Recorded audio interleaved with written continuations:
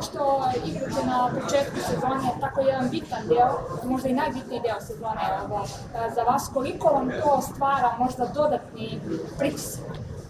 Znate kako, nije prvi put da se s time Crvena zvezda susreće, nije prvi put ni da se ja susrećem sa tako bitnim utakmicama na početku sezone. Rekao sam da nema više pitanja, smo spremni ili nismo spremni. U Crvenoj zvezdi moraš budeš spreman, tako da kada će te utakmice doći ne možda biramo. Na našu sreću ili nesreću dolaze na početku sezone. Sigurno da bi posle 10 utakmica možda to bilo perfektno, kao što imaju te ekipe koje ne idu u kvalifikacije, idu u direktnu grupne faze, sigurno da je dosta bolje.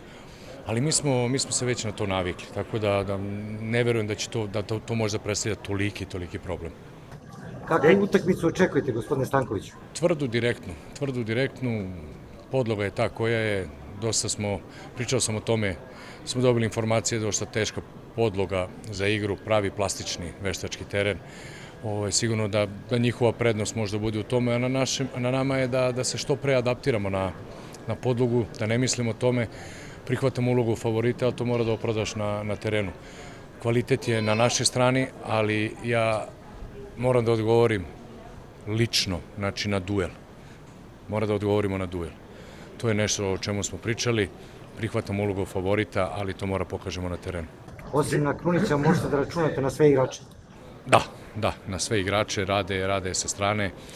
Sigurno da stani pani da je bila utakmica, bio bi on u protokolu, ali ovako možemo sebi da damo za pravo, imamo širok roster, imamo igrače koji mogu da pokrpe, da kažemo, to mesto. Tako da nemam problem sa prvih 11 ni sa izmenama, imam široki roster. Deki, odlučili ste se da ne trenirate tamo, trenirali ste u Beogradu, pomenuli ste baš taj težak klasični teren. Ništa mi ne bi donelo i da sam trenirao. Ništa mi ne bi donelo ni 50 minuta da sam izašao tamo da treniram, ako sam dobio još jedan dan da radimo na nama, na detaljima, na sitnicama. Nikad nisam putovao i trenirao i kao igrač mi je dosta prijelo da stignem direktno na utakmicu. Teren je teren, stadion je stadion, da mogu da treniram pred 80.000 ljudi pa da se spremiš za atmosferu, možda bi mi neku razliku napravilo. Ovako prazan stadion i teren kao teren ne pravi neku razliku. Napomenuo si da očekuješ duel. Da, dosta. Igraš protiv Severnih Iraca, sam znaš kakvi su oni, srčani, vatreni. Koliko je bitno da Zvezda uđe onako baš sad kako si ti sad rekao? To je najbitnije. Ja ne vidim drugi problem. Stvarno ne vidim drugi problem. To je najveći problem. Znači, duel igra, druga lopta, prekidi, auti, korneri, sve to ide unutar 16. Znači, jednostavno, moraš odgovoriti, lično moraš odgovoriti. To je bukvalno direktna igra ili on ili ja.